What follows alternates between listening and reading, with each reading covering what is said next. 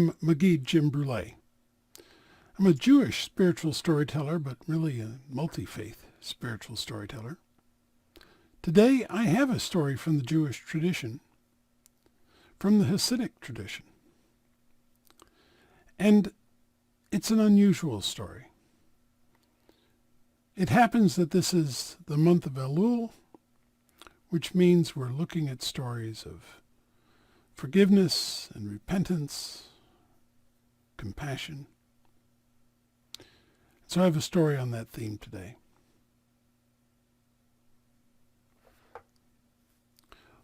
Now, this is a story that involves the Baal Shem Tov.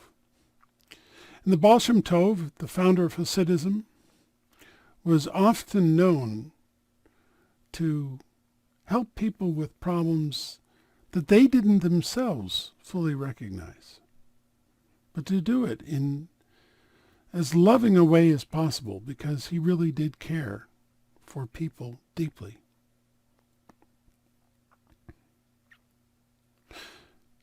So the story begins. One day, the Baal Shem Tov was sitting in his study, and he heard a commotion outdoors. A carriage pulled up.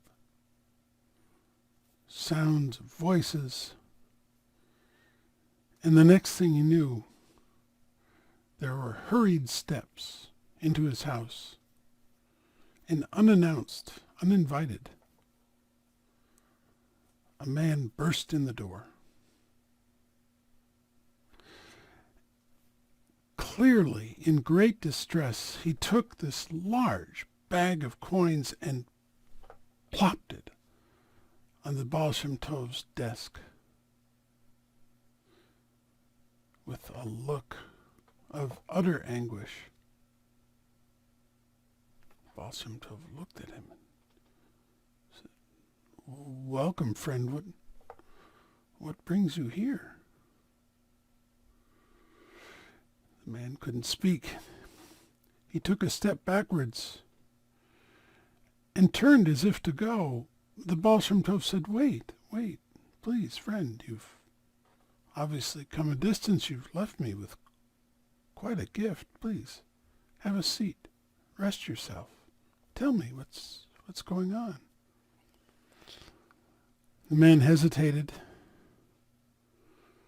turned back to the Baal Shem Tov, and then sat down in the chair, speechless.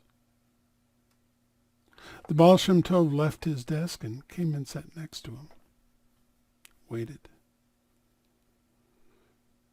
And as the man was still silent, the Baal Shem Tov spoke. He said, "I can see that this is a time for you to be silent, so to pass the time, let me tell you a story." And here's the story he told.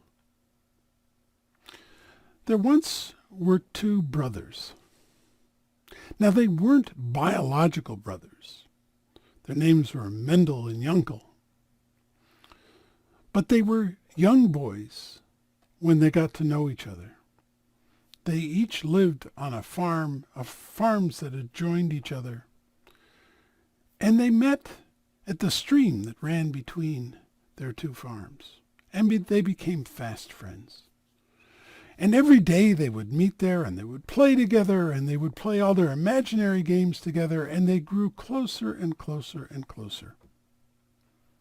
Until finally, they decided that they were indeed more than friends. They were indeed brothers. And what better way to formalize that than to make a blood oath together? And as young boys will often do, they went and they found a sharp rock, and they each scratched their palm until they drew blood, and they clasped their hands together, and they swore a common oath. And the oath they swore was that what is mine is yours and what is yours is mine. Whatever good befalls me, I will share with you, and whatever bad befalls me, you will lighten the burden. And they swore that oath, and they became blood brothers, in many ways closer than anyone could be just by blood. Well, time went by, and they grew up, and Mendel stayed and inherited his farm. And Yunkel, he had the urge to work in the community, to be a merchant. So as Mendel grew stronger and took over more and more of the farm, Yunkel moved to the city, and he established a small business, and the business was successful. The farm grew and the business grew. Mendel was living a good life, and Yunkel was living a good life. And then, as happens, the wheel of fate turned. And Yunkel, well, his business turned for the worse. And at first it was just a decline, and then tragedy struck. His business burned to the ground. His family was struck by illness and died. I mean, it was a tragedy of horrendous proportions. And so what could Yunkel do? But he came to Mendel and he said, Mendel, my wife, my children, my business, I've lost everything. And Mendel, whose heart was breaking, said, oh, well, come, stay with me. What's mine is mine. What's yours is mine. What's mine is yours. Come and heal. And so Yunkel moved in with Mendel. And it took a while, but some years passed, and in that time Mendel's farm continued to prosper until finally Yunkel was, well, ready to leave again. And Mendel gave him the money he needed to start up a new business, and Yunkel moved back to town. And sure enough, his business took off. People remembered him, the tragedy he'd been through, and his business flourished. And then, as happens, the wheel of fate turned again. This time it was Mendel. The plague that hit his farm hit his family. And he lost everything just as Yunkel had lost it, and in an equal tragedy. And when he could finally make his way to town, he made his way to Yunkel's home. And he said, Yunkel, my brother, I've lost everything, my wife, my children, my family. And Yunkel looked at him and said, oh, I'm so sorry. I wish I could help. You wish? I know we made an oath, but it's not the best of times for me, Mendel. Here, and he handed him a small bag of coins. Here. I'm afraid this is all I can give you, but I wish you well. And he closed the door.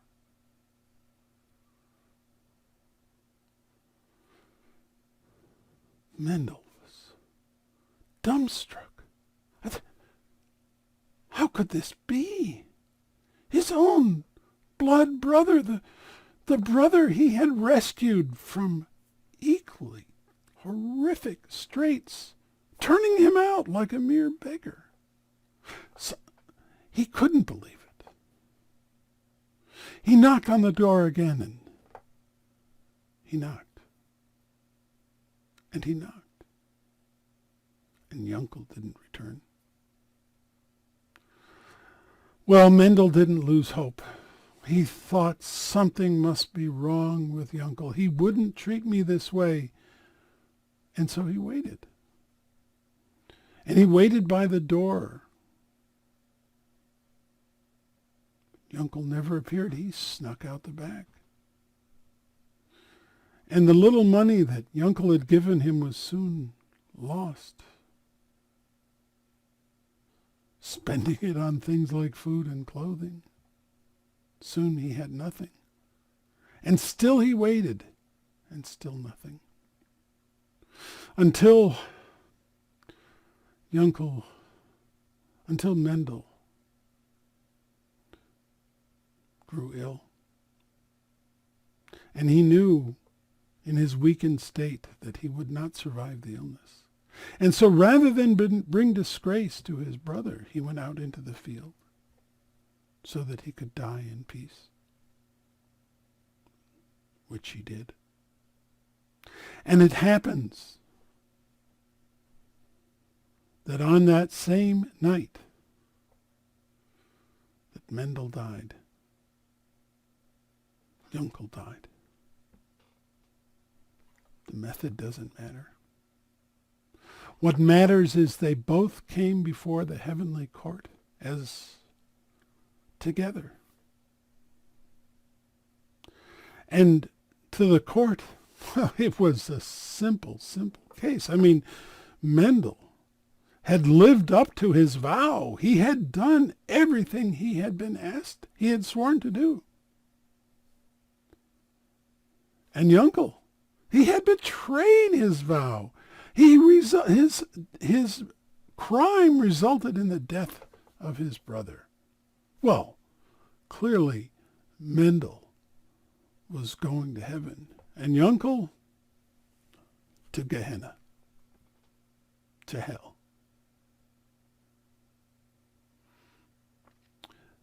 As the judgment was decreed, Mendel rose in passionate objection. I beg your pardon, O holy court. You cannot do this. I have made a vow that what is mine is Yunkel's and what is Yunkel's is mine. And I don't care whether he broke his vow or not. You may not break my vow. We go together wherever we go, heaven or hell. But you will not break my vow.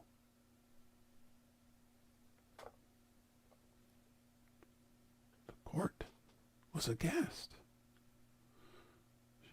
Surely Mendel did not deserve hell, and Yunkel did not deserve heaven. So they went to the Holy One. What do we do? And the Holy One had a new decree issued. The decree was this, that Mendel and Yunkel would return to the world of the living as infants. They would be reborn. Each one of them without any knowledge of their previous life. And Mendel, he would be born into a world of poverty, clinging to life, barely able to make ends meet. Whereas Yunkel would be born into a family of great wealth. And it would happen one day that their paths would cross. Unknowing of any of this. And it would be at that moment that the test would be applied. And if in that moment Yunkel took care of Mendel,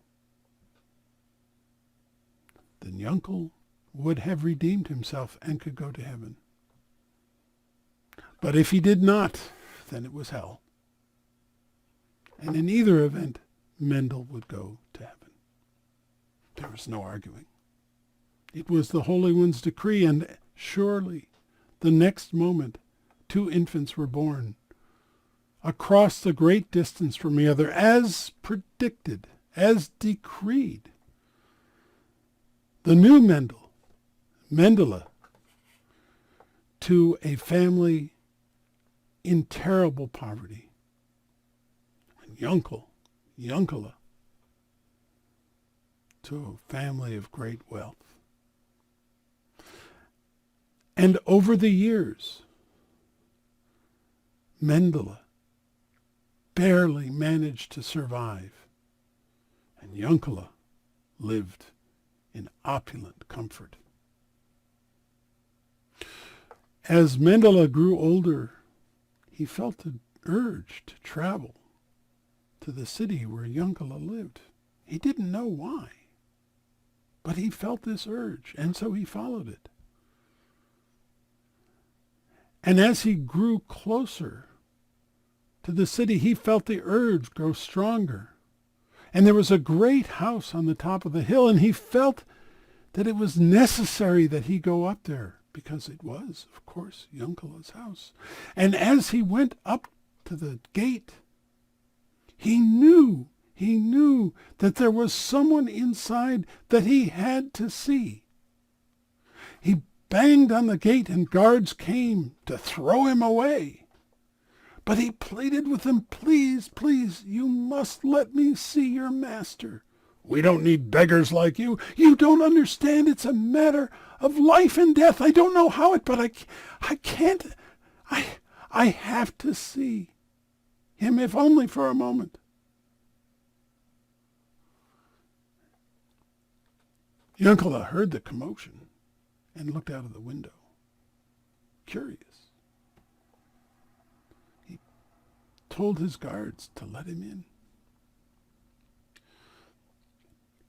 Mendele climbed the stairs into Yonkele's office, tattered, scarred, scabbed, smelly. And as he entered the room,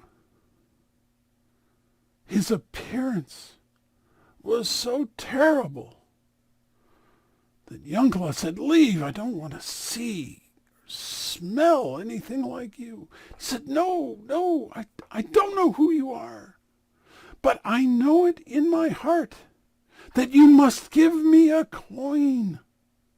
I cannot tell you why, but I can tell you your life depends upon it. Give me a coin.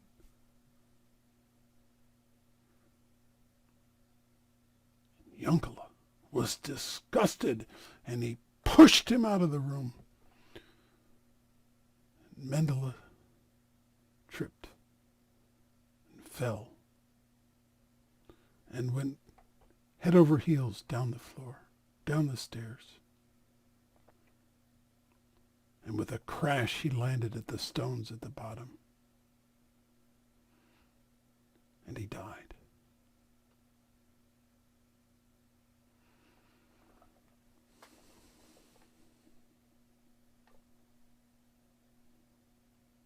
Baal Shem Tov stopped his story. And suddenly, from the man in the chair, there arose a wail. How did you know? How did you know?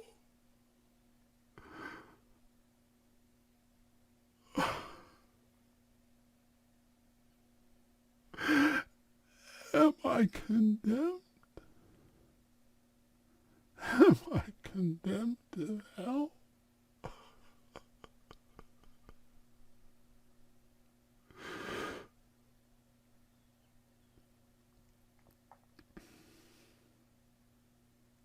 The Baal Shem Tov looked at him. I cannot say. But you brought me this great bag of money. You knew that there's the possibility of forgiveness. Go. Take it. Sell all you own. Do the best you can with your life. And who knows? you may yet avert heaven's decree.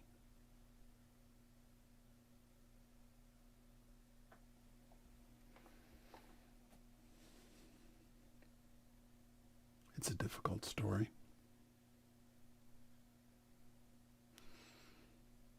But there are times when each of us may have felt as if there is no hope. There is no formula. But the gates of heaven, we're told, are always open to the true penitent.